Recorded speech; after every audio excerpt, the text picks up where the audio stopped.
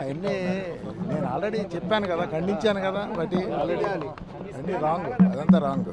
Okay sir, అంటే మీతో పాటు విజయసాయి రెడ్డి గారు వెళ్ళిపోయిన తర్వాత ఆయనతో పాటు మీరు కూడా వెళ్తున్నారు, అన్నీ రాంగ్ అని చెప్తున్నా కదా, వదిలేండి దాన్ని ఇంకంతే. సార్ విజయసాయి రెడ్డి గారిని కూడా అప్రూవర్ గా మారాలి అని ఒత్తిడి తెచ్చారు అని చెప్పి విజయసాయి రెడ్డి గారు అంటే ఎందుకు అంటే జగన్ గారిని ఇబ్బంది పెట్టడం కోసమే ఇవన్నీ చేస్తున్నారు అనేది కూడా వైసీపీ వాళ్ళు. టు బి వెరీ ఫ్రాంక్, ఇవన్నీ కూడాను very unfortunate incident. Okay, so Vijayasai Reddy గారు చాలా బాధ్యత కలిగినటువంటి వ్యక్తి, కష్టపడే వ్యక్తిత్వం ఉన్నటువంటి వ్యక్తి. సో ఆయన ఆ పార్టీని వీడాలంటే ఏదో ఉండుంటుంది, ఆయనకు ఏదో ఇష్యూ ఉండుంటుంది. బట్ ఒకటి మనం అందరం కూడా చూడాల్సింది ఏంటంటే, మీకుంటుంది, మీకు కొంచెం కన్సర్న్ ఉంటుంది ఏం జరుగుతుంది ఏంటి అనేసి, ప్రజలకు కూడా తెలియాల్సిన విషయం. అది ఆయనే చెప్పేసేసాడు, నేను ఎందుకు వీడాల్సి వస్తుంది రాజకీయం అనేది. బట్ వీటన్నిటికీ ఇంతటితోటి అట్లా వదిలేసేద్దాం. ఒక్కోసారి ప్రెజర్స్ ఉంటాయి, అందరూ తట్టుకోలేరు కదా. ఆయన రాజకీయ నేపథ్యం నుంచి వచ్చిన వాళ్ళకి తెలుస్తాయి కొన్ని, వేరే ప్రొఫెషన్స్ నుంచి వచ్చిన వాళ్ళకి అంత ఈజీగా ఉండదు. ఒక్కోసారి 100 మార్కులు వస్తాయి, ఒక్కోసారి 0 మార్కులు వస్తాయి.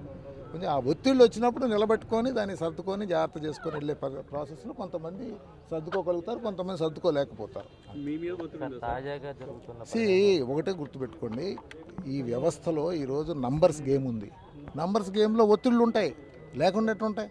సో దాన్ని బ్యాలెన్స్ చేసుకొని వెళ్ళే విధంగా రాజకీయ నాయకులు ముందుకెళ్ళేటట్టు చేసుకోవాలి. తాజాగా జరుగుతున్న పరిణామంతో కొంతమంది ఎమ్మెల్సీలు కూడా బయటికి వెళ్ళిపోతున్నారని ప్రచారం జరుగుతుంది. అంటే ఒకటే గుర్తుపెట్టుకోండి, ఏదైనా మనం ప్రాక్టికల్గా చూసుకుంటే మనం గెలిచినప్పుడు అంతా హ్యాపీ ఉంటుంది. ఓడినప్పుడు మనం కూడా ఏదంటే కొన్ని ఇష్యూస్ ఉంటాయి. ఫ్యామిలీలో కూడా అంతే ఉంటాయి, పార్టీలో అంతే ఉంటాయి, వ్యాపార సంస్థలు అంతే ఉంటాయి, దేశం కూడా అంతే ఉంటుంది. ఒక దేశం గొప్పగా ఎదిగేటప్పుడు అంతా బాగుంటుంది. తర్వాత అందరూ ఎవరికోళ్ళు భయపడిపోయి బాధలు పడి మనసులో వేరే ఆలోచనలతోటి జారిపోతుంటారు. సో దాన్ని మనం ఇష్యూస్గా తీసుకోవద్దు. ఖచ్చితంగా ప్రతి మనిషికి కూడాను రాజకీయాల్లో వచ్చే ముందు అన్నీ చూసుకొని రావాలి. నేను పెద్దగా చెప్తాను, personal life, professional life, social life, then political life అంటాను నేను. ముందు నువ్వు ఇంట్లో నీ భార్య పిల్లలకి నువ్వు చేసుకునే పనులకి వీటన్నిటి జాగ్రత్త చూసుకొని సమాజానికి సేవ చేసి తర్వాత రాజకీయానికి రా. అంతేగాని నేను డైరెక్ట్గా రాజకీయానికి వచ్చిన కాడి నుంచి ఇక్కడ దీంట్లో ఉండే ప్రెజర్స్ని మనం అడ్రస్ చేయకుండా మళ్ళీ ఇంట్లో అక్కడ ప్రాబ్లమ్స్ని వీటన్నిటి ప్రొఫెషనల్ ప్రాబ్లమ్ అన్నీ ఇబ్బంది పడిపోతూ ఉన్నారు.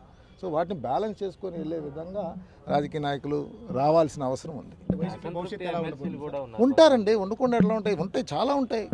పార్టీ అన్నీ సరిగ్గా చేసుకొని ఉంటే మేము గెలిచే ఉండేవాళ్ళం. సో కొన్ని ఇబ్బందులు ఉన్నాయి, ఏ పొరపాట్లు జరిగి ఉంటాయి.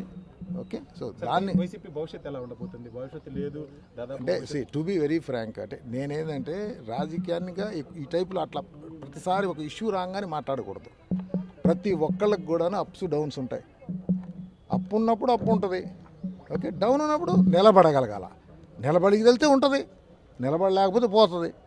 ఎవరైనా అంతే. ఓకే.